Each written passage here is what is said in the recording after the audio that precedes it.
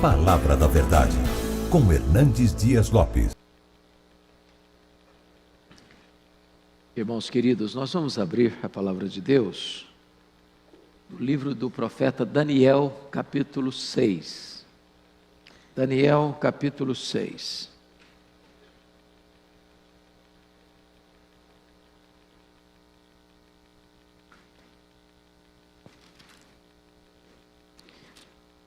Leremos até o versículo 28, todo este capítulo. Daniel 6.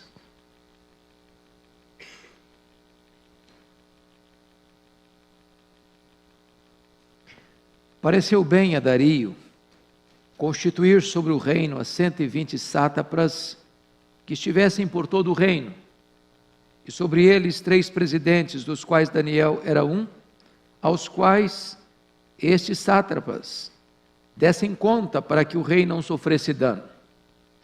Então mesmo Daniel se distinguiu destes presidentes e sátrapas, porque nele havia um espírito excelente, e o rei pensava em estabelecê-lo sobre todo o reino. Então os presidentes e os sátrapas procuravam ocasião para acusar a Daniel a respeito do reino, mas não puderam achá-la nem culpa alguma, porque ele era fiel, e não se achava nele nenhum erro, nem culpa. Disseram, pois, esses homens: nunca acharemos ocasião alguma para acusar este Daniel, se não a procurarmos contra ele na lei do seu Deus. Então, estes presidentes e sátrapas foram juntos ao rei e lhe disseram: ó rei Dario, vive eternamente. Todos os presidentes do reino, os prefeitos e sátrapas, conselheiros e governadores, concordaram em que o rei estabeleça um decreto e faça firme o interdito que todo homem que por espaço de 30 dias fizer petição a qualquer Deus ou a qualquer homem e não a ti, ó rei, seja lançado na cova dos leões. Agora, pois, ó rei, sanciona o interdito e assina a escritura para que não seja mudada, segundo a lei dos medos e dos persas, que se não pode revogar. Por esta causa, o rei Dario assinou a escritura e o interdito. Daniel, pois, quando soube que a escritura estava assinada, entrou em sua casa e em cima no seu quarto, onde havia janelas abertas da banda de Jerusalém, 3 vezes no dia se punha de joelhos e orava, e dava graças diante do seu Deus, como costumava fazer. Então aqueles homens foram juntos, e tendo achado a Daniel a orar e a suplicar diante do seu Deus, se apresentaram ao rei, e a respeito do interdito real lhe disseram: não assinaste o interdito que por espaço de 30 dias, todo homem que fizesse petição a qualquer Deus, ou a qualquer homem, e não a ti, ó rei, fosse lançado na cova dos leões? E respondeu o rei e disse: esta palavra é certa, segundo a lei dos medos e dos persas, que se não pode morrer revogar. Então responderam e disseram ao rei: esse Daniel, que é dos exilados de Judá, não faz caso de ti, ó rei, nem do interdito que assinaste. Antes, 3 vezes por dia, faz a sua oração. Tendo o rei ouvido essas coisas, ficou muito penalizado e determinou consigo mesmo livrar a Daniel, e até o pôr do sol se empenhou por salvá-lo. Então, aqueles homens foram juntos ao rei e lhe disseram: sabe, ó rei, que é lei dos medos e dos persas, que nenhum interdito ou decreto que o rei sancione se pode mudar. Então o rei ordenou que trouxessem a Daniel e o lançassem na cova dos leões. Disse o rei a Daniel: o teu Deus, a quem tu continuamente serves, que ele te livre. Foi trazida uma pedra e posta sobre a boca da cova. Selou-a o rei com o seu próprio anel e com o dos seus grandes, para que nada se mudasse a respeito de Daniel. Então o rei se dirigiu para o seu palácio, passou a noite em jejum e não deixou trazer à sua presença instrumentos de música, e fugiu dele o sono. Pela manhã, ao romper do dia, levantou-se o rei e foi com pressa à cova dos leões. Chegando-se ele à cova, chamou por Daniel com voz triste. Disse o rei a Daniel: Daniel, servo do Deus vivo, Dar-se o caso que o teu Deus, a quem tu continuamente serves, tenha podido livrar-te dos leões. Então Daniel falou ao rei: ó rei, vive eternamente. O meu Deus enviou o seu anjo e fechou a boca dos leões, para que não me fizessem dano, porque foi achada em mim inocência dentro de ti. Também contra ti, ó rei, não cometi delito algum. Então o rei se alegrou sobremaneira e mandou tirar a Daniel da cova. Assim foi tirado Daniel da cova, e nenhum dano se achou nele, porque crera no seu Deus. Ordenou o rei, e foram trazidos aqueles homens que tinham acusado a Daniel, e foram lançados na cova dos leões, eles, seus filhos e suas mulheres.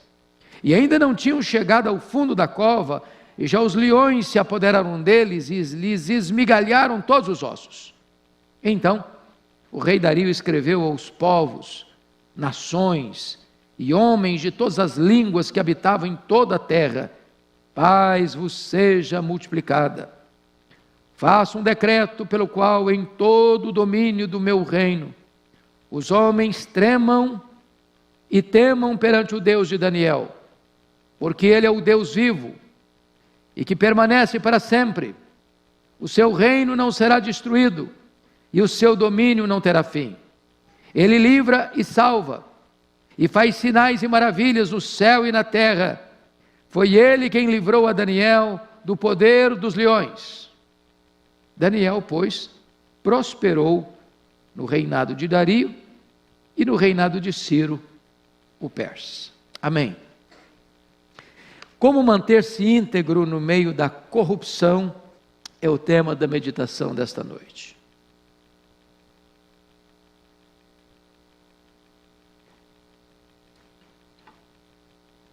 Parece-me que corrupção é o cardápio do dia na mesa do brasileiro. É a sopa quente servida no jantar da noite. A corrupção está instalada em todos os setores da sociedade brasileira. Está instalada nos poderes constituídos, nos parlamentos, nos palácios e nas cortes. Está presente no comércio, na indústria, nas transações internacionais. Este mal graça e sopita em todos os aspectos da sociedade. Warren Wiersbe, ilustre escritor americano, diz que a maior crise da sociedade é a crise de integridade. Está presente na família e às vezes até na igreja. Um fato me chamou a atenção há pouco tempo. Estava lendo sobre esse acontecimento que ocorreu há alguns anos, no dia 28 de janeiro de 1986. Era uma terça-feira, fria, gelada, e o mundo aguardava, no Cabo de Canaveral, o lançamento da nave espacial Challenger. A noite muito fria, o tempo impróprio, e eu ouvi uma grande disputa de ideias. De um lado, os engenheiros e técnicos dizendo que não era prudente lançar naquela manhã do dia 28 de janeiro aquela nave espacial. Por outro lado, os investidores, aqueles que entendiam que retardar aquele lançamento seria um grande prejuízo, arranharia a imagem até mesmo da nação, foram contundentemente contrários ao adiamento daquele lançamento. E mesmo em face desta discussão entre técnicos e investidores, a contagem regressiva não foi paralisada. E então, naquela manhã, 28 de janeiro de 1986, a nave espacial Challenger foi lançada. E 70 minutos depois, ela explode no ar com 7 astronautas. E o mundo inteiro assiste àquela tragédia. E aquela tragédia foi discutida na imprensa para examinar as causas. Mas a causa verdadeira foi exatamente falta de integridade. Este é um problema que não é novo. Esse é um problema antigo. E o texto que nós estamos lendo retrata para nós exatamente esse cenário. A falta de integridade na política de um império antigo. A mesma falta de integridade que você vê hoje na política brasileira. Muda partido, muda candidato, muda o cenário. Partido vem, partido vai, partido sobe, partido desce. Mas a falta de integridade está com as suas garras, com seus tentáculos enfiados na nação brasileira. Homens que deveriam ser exemplo e modelo da nação, como ratazanas esfaimadas, mordem sem piedade o erário público, desviando recursos, empobrecendo a nação, maculando a honra da nação e trazendo uma espécie de ausência de esperança no futuro. Eu gostaria que nós olhássemos hoje, meus irmãos, esse texto lido, para entender que a igreja pode olhar para a Escritura, a sociedade brasileira pode olhar para a Escritura e encontrar uma resposta de Deus para esse tempo tão difícil,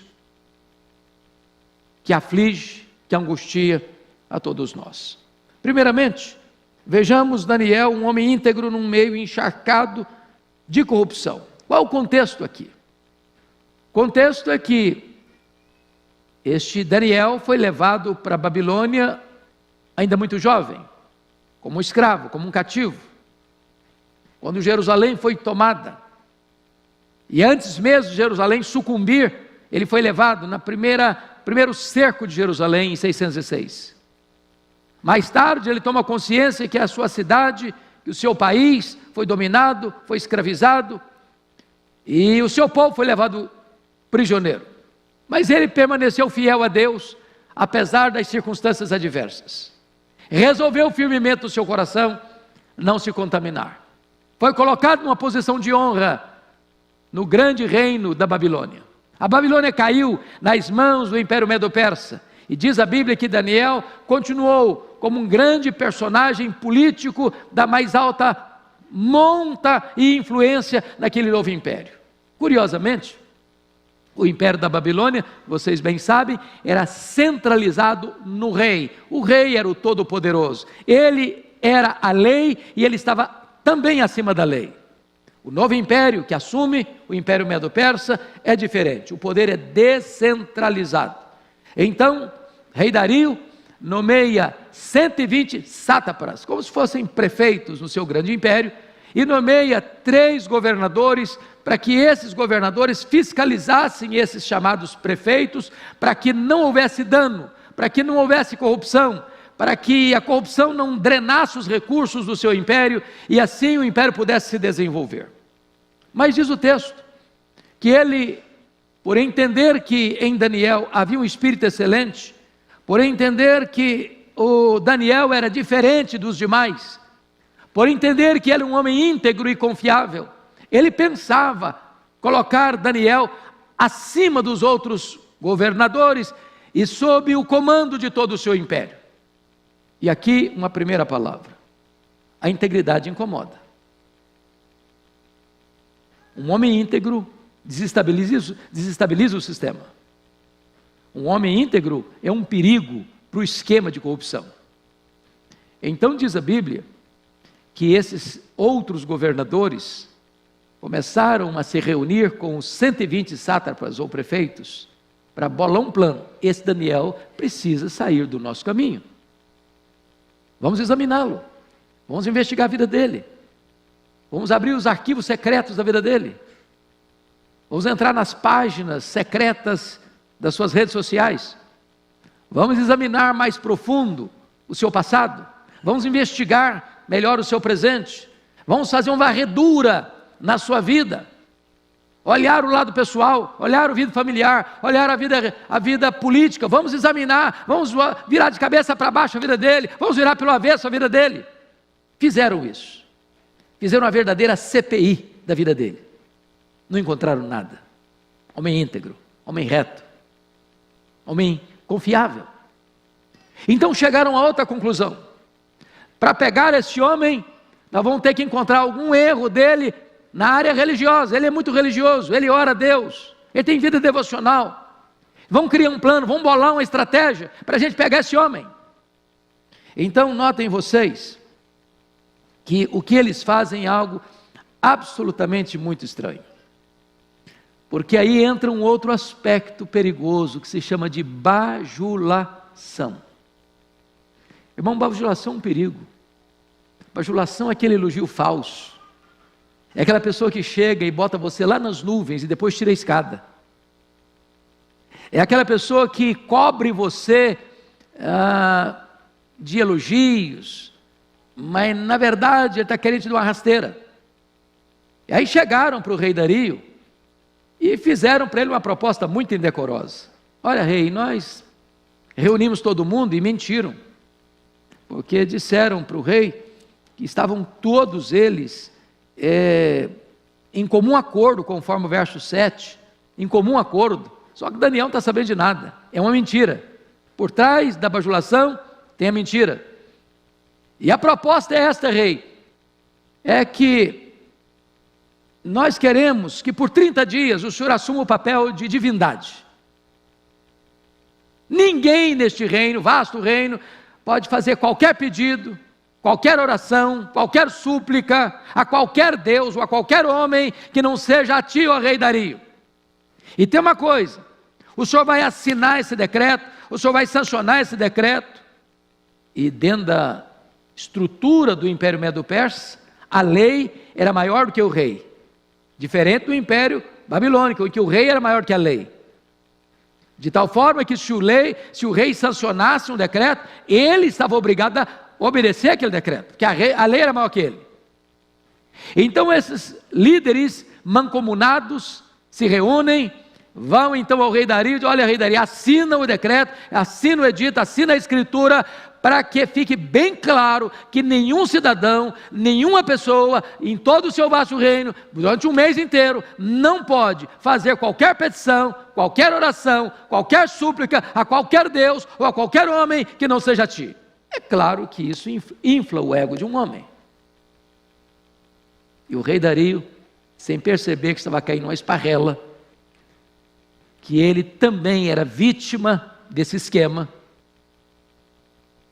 gostando da bajulação, blasfema, fazendo dele um Deus durante um mês, assina o edito. Assina o edito. Eu quero destacar o aspecto, irmãos, de que é possível ser uma pessoa honrada e íntegra, mesmo quando você vive cercado de um mar de lama. Há um adágio muito conhecido aqui no Brasil que não é verdadeiro. O poder corrompe. Na verdade, o que é verdade é que o poder revela os corrompidos. A corrupção não está no poder em si, a corrupção está no coração. Homens corruptos, quando têm poder, se revelam, se mostram. Alguém já disse: você quer conhecer alguém? Dê poder a ele. Agora notem, a integridade não isenta você de ser alvo de conspiração. Ou seja, o fato de você ser íntegro não quer dizer que você não vai sofrer. Aliás, as pessoas que mais sofrem, eu penso, no contexto político, sobretudo brasileiro, são os íntegros. Porque se você não concordar com o sistema, com o conluio, com os conchavos, com as vantagens, com os bastidores sombrios, lá nos porões do poder, você incomoda. Você incomoda. Mas isso não é novo, isso é antigo. Isso é a história da humanidade, caída, rendida ao pecado. E Daniel é uma prova disso. Ele é um homem de Deus, ele é um homem íntegro, ele é um homem honesto, ele é um confiável. Mas ele faz mal ao sistema corrupto. Ele incomoda o sistema corrupto. Ele é uma pedra no sapato dos corruptos. O governo dele desarticula os planos dos corruptos, porque ele era um dos governadores e tudo tinha que passar também por ele. E desta forma eles tramaram contra ele. Agora, esse texto ainda, meus irmãos, mostra outra coisa. A pessoa que bajula é a mesma que vai tentar derrubar você.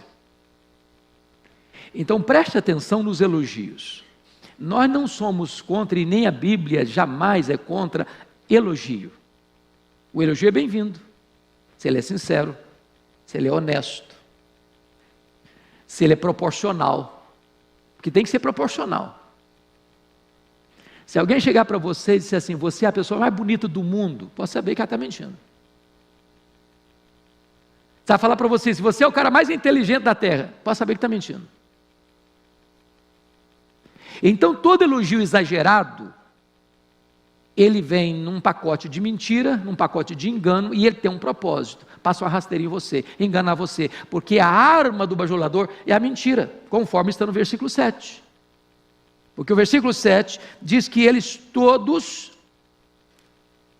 concordaram com isso, todos os presidentes do reino, os prefeitos e sátrapas, conselheiros e governadores, concordaram em que o rei estabeleça um decreto. Daniel está sabendo de nada, ele não foi convidado, ele não fez parte dessa reunião subterrânea, nada republicana. Então tem aí uma mentira. Agora, a vida de Daniel ainda prova que um homem pode ser íntegro, meus irmãos, tanto na adversidade como na prosperidade. Daniel foi íntegro na adversidade, está lá em Daniel 1:8.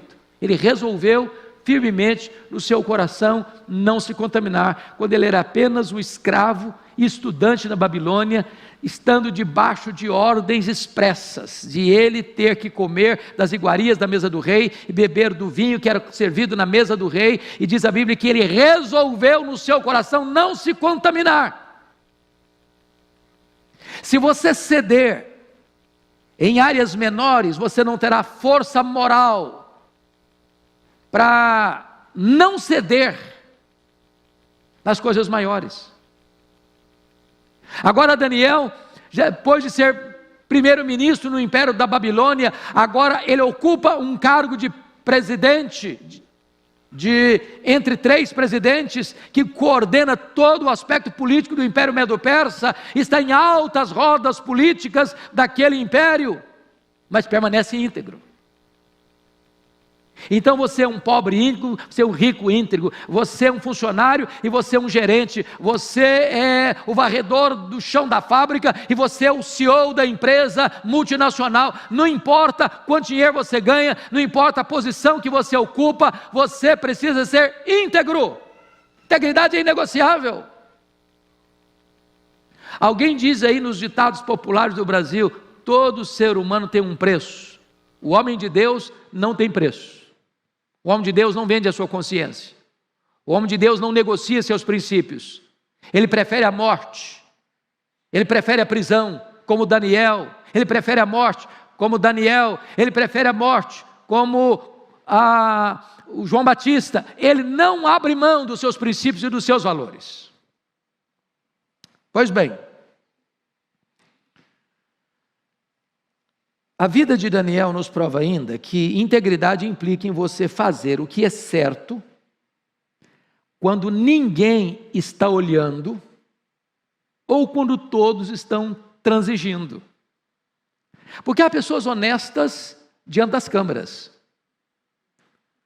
Se você olhar a política brasileira, as entrevistas dos políticos, na hora de dar uma entrevista ou na hora de um programa, todos eles são honestos. Ninguém diz, não, eu sou um cara corrupto. Diante dos holofotes, todo mundo é digno de aplausos, os maiores encômios. Mas quando você vai ver nos bastidores, quando não tem ninguém olhando, ou quando todos estão transigindo, não, aqui é o sistema, é assim, aqui funciona assim. Se você não entrar no esquema, você não sobrevive. Se você não for um político desonesto, você não vai aprovar nada. Você não vai conseguir emenda nenhuma, você não vai conseguir dinheiro nenhum para o seu estado. Se você não entrar no esquema, você está fora do jogo. Esse é o entendimento, essa é a lei que parece que rege. E o que está acontecendo com Daniel é exatamente isso. Havia uma corrupção instalada. O rei Dario está preocupado com isso. Ele sabe que a corrupção está aí e ele quer cercar, ele quer barrar a corrupção. E o que ele faz? Ele nomeia 3 governadores para fiscalizar os 120 prefeitos. A corrupção está lá. Mas Daniel não contribui com esse sistema. E se não contribui com esse sistema, ele tem que ser eliminado. É exatamente isso que está acontecendo aqui. Então, meus amados irmãos, algumas conclusões desse primeiro ponto. Primeiro, piedade não é um impedimento para grandeza e promoção. É possível ser crente e ser um político crente? É possível ser crente e ocupar um cargo público? É possível ser crente e ter influência na nação? É possível, Daniel é uma prova disso. Segunda aplicação prática, a importância absoluta da verdadeira religião na vida de um homem. Se você perceber o que está mantendo Daniel nessa posição de firmeza, na política e mesmo diante de uma sentença de morte, é porque ele acreditava em Deus e confiava em Deus. Há um poder maior, há uma convicção maior que segura esse homem. Não é apenas valores familiares, não é apenas estrutura moral, não é apenas conhecimento, não. Este homem tem uma estrutura muito transcendente que o segura na hora das tempestades da vida, que é a sua confiança em Deus.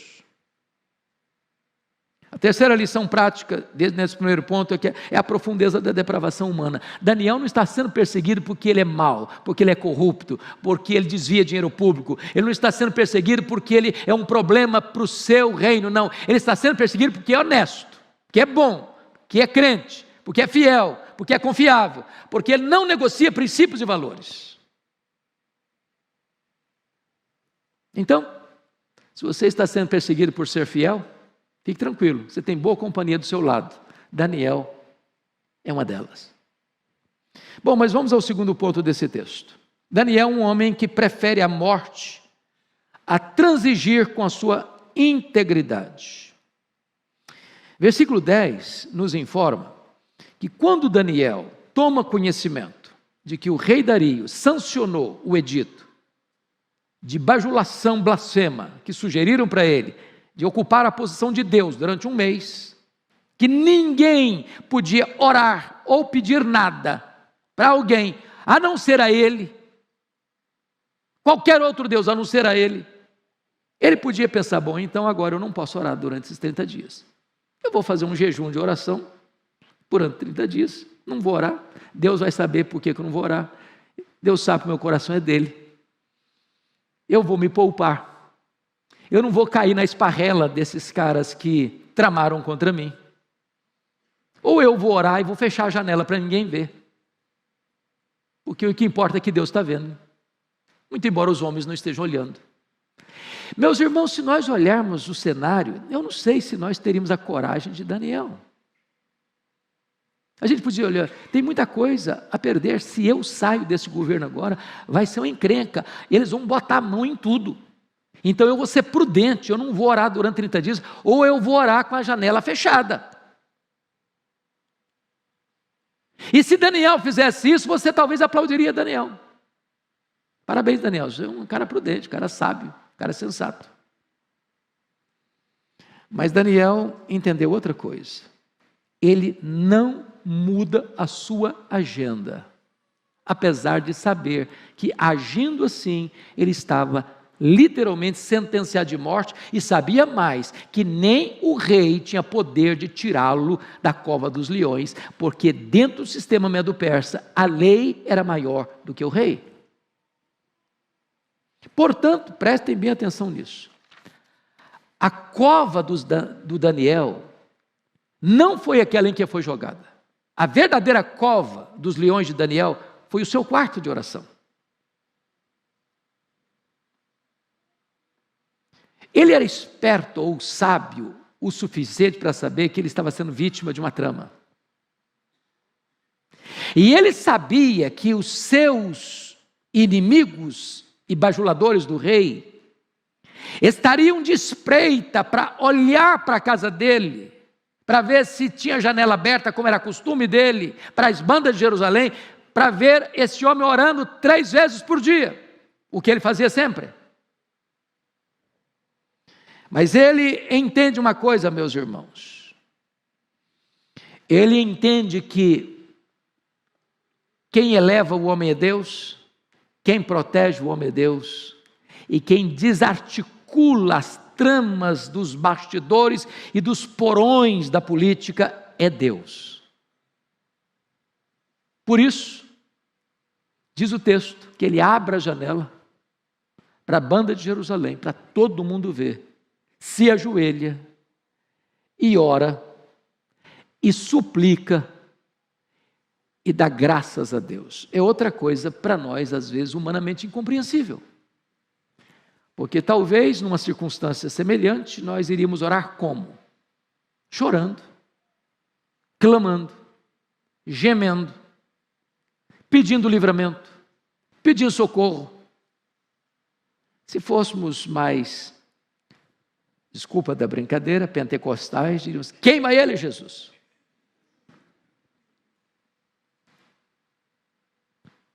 E ele ora e dá graças.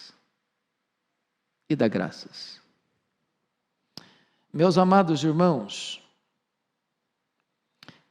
se vocês perceberem, a oração dele é constante, a oração dele é regular, a oração dele é de gratidão a Deus, e a oração dele é de clamor aos céus com intensidade, porque a expressão que aparece aí com súplicas, no verso 11, a ideia é de derramar e despejar o coração. Agora veja outra coisa importante. Aqui está a providência de Deus, muitas vezes por nós, tantas vezes misteriosa. Eu pergunto a vocês, Deus poderia ter livrado Daniel da cova dos leões? Deus poderia. Deus poderia ter desmascarado aqueles inimigos dele antes de ser jogado na cova dos leões. Deus poderia ter encontrado uma saída mais amena, ou até mais rápida, para que Daniel não fosse jogado naquela cova dos leões. Vocês sabem que cada império tinha a sua forma de matar as pessoas. No império da Babilônia, a pena de morte era jogar numa fornalha ardente. A pena de morte no império Medo-Persa era jogar numa cova de leões. A pena de morte no império romano era crucificar. E agora veja você que jogar numa cova de leões, a ideia, e está escrito aqui em Daniel 6, que a pessoa é devorada antes de chegar no chão. Só no jogar, os leões estão na cova famintos. Eles são fortes, suas mandíbulas são poderosas, e os ossos são esmigalhados. É uma morte rápida. E o texto vai nos informar então que eles descobrem, eles informam o rei tenta salvar Daniel, e aí eu acho muito curioso, porque quando o rei intenta salvar Daniel até o pôr do sol, os mesmos que bajularam chegam para o rei e falam: olha, rei, o senhor não pode fazer isso não. O senhor não sabe que a lei é maior do que o senhor? O senhor assinou e agora o senhor cumpre. E aí o rei já começa a perceber a jogada. O rei começa a perceber que aqueles que o bajularam tinham uma coisa por trás para bajulá-lo. Que toda aquela exaltação, colocando-o como uma divindade durante 30 dias, não tinha nada de honesto naquilo, não tinha nada de sincero naquilo, era uma bajulação hipócrita que levava e induzia o rei a um erro para assinar um documento, para atingir uma pessoa que o rei admirava e queria constituí-lo como presidente de todos os demais.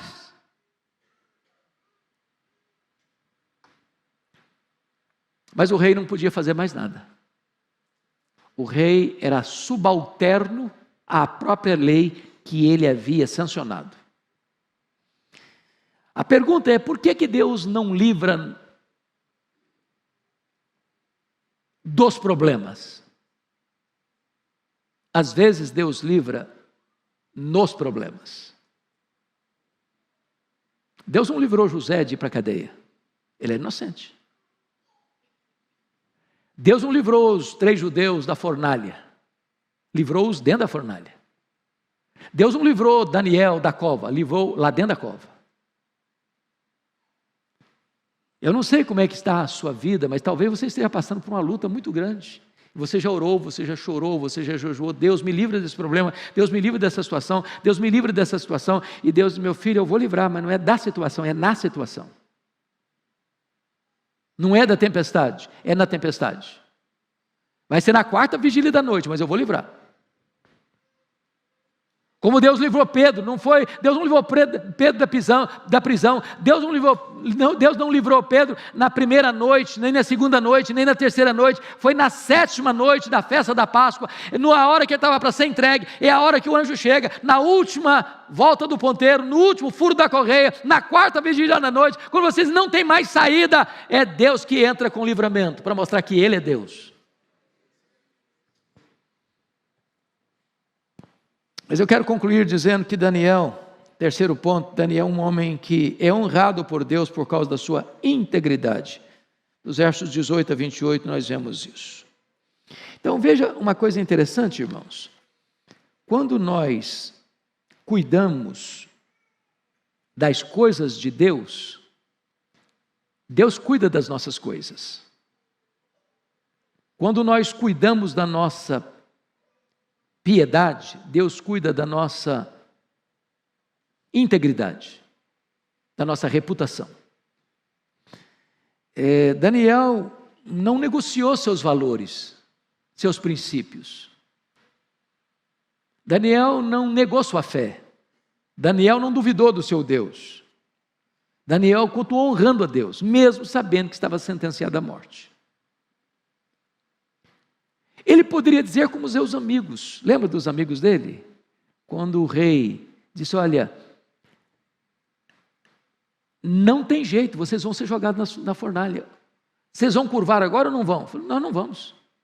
Se o nosso Deus quiser nos livrar, Ele tem poder para nos livrar.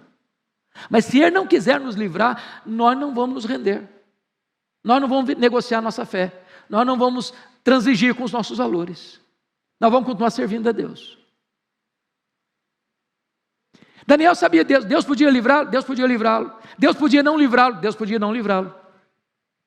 Quando você olha a galeria da fé em Hebreus capítulo 11, uns fecharam boca de leões pela fé, outros apagaram o fogo pela fé, outros foram cerrados ao meio. Uns viveram pela fé, outros morreram pela fé. Deus pode livrar, Deus pode livrar, Deus pode não livrar, Deus pode não livrar. Se vivemos, para o Senhor vivemos, se morremos, para o Senhor morremos, quer pois vivamos, quer pois morramos, nós somos do Senhor. Esse é o princípio da Escritura, irmãos.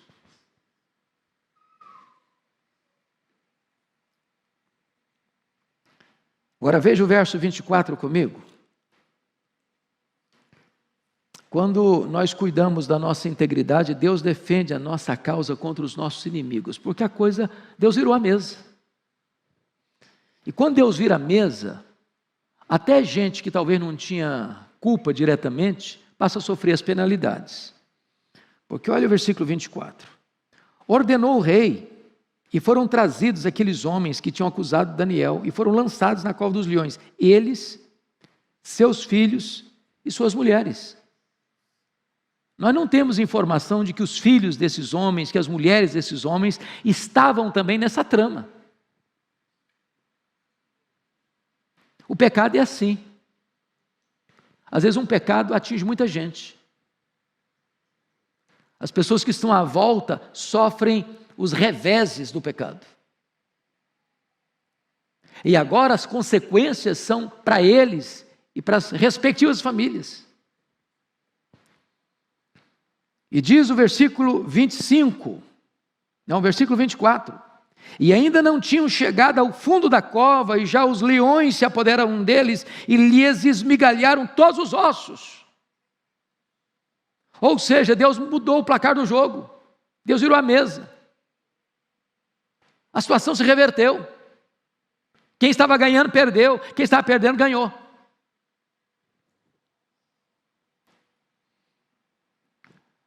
Mas olhem comigo que quando você honra Deus, Deus honra você. Versículo 28. Eu peço que você... versículo 25, por favor. 25. Você pode ler comigo? Então, vamos juntos?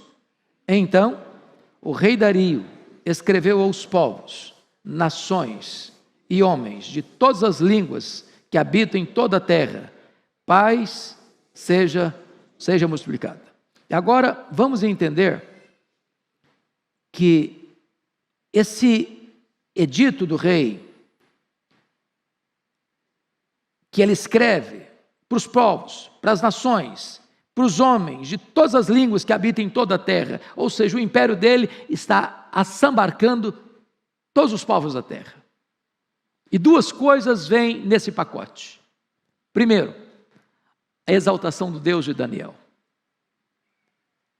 Olha comigo e nós vamos ler com voz clara, com voz límpida, os versos 26 e 27. Olha como Deus está sendo exaltado.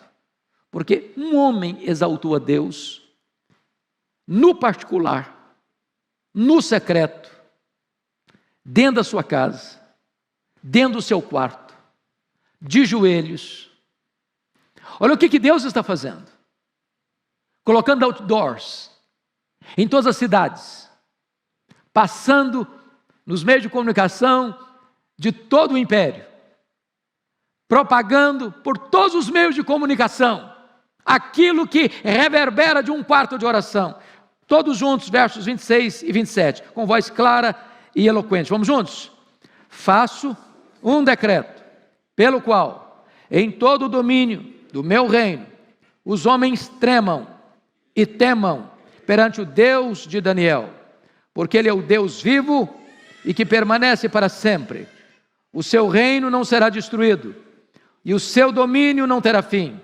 Ele livra e salva, e faz sinais e maravilhas no céu e na terra. Foi Ele quem livrou a Daniel do poder dos leões. Ao mesmo tempo que Deus está sendo exaltado, Daniel está sendo honrado. Eu quero dizer para você que Deus é poderoso para honrar você quando você honra Deus. Está escrito em 1 Samuel 2,30: aos que me honram, eu honrarei, diz o Senhor. Mas agora, para fechar, Daniel está sendo exaltado. Olha o verso 28. Daniel, pois, prosperou no reino de Dario e no reino de Ciro, o persa. Lá atrás, a Babilônia caiu e Daniel continuou de pé. Aqui, um rei sai do trono, outro rei ascende ao trono, mas Daniel continua influenciando na história. Porque honrou a Deus, Deus o honrou. E você? O que vai fazer? Talvez você diga: bom, mas eu não sou político, eu não estou em Brasília, eu não estou na Câmara dos Vereadores, eu não estou na Assembleia Legislativa, eu não estou na Câmara Federal, eu não estou no Senado Federal, eu não sou prefeito, eu não sou governador, eu não sou presidente. Eu estou vivendo a minha vida de forma, às vezes, discreta, anônima, mas cada um de nós tem uma área de atuação. E nessa área de atuação, seja dentro do nosso lar, seja no nosso trabalho, seja nos nossos relacionamentos, a todos nós é requerido por Deus e pelos homens integridade.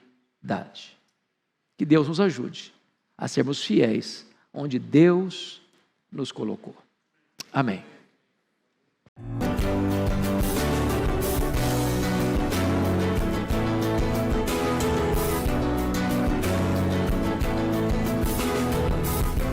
Palavra da Verdade, com Hernandes Dias Lopes.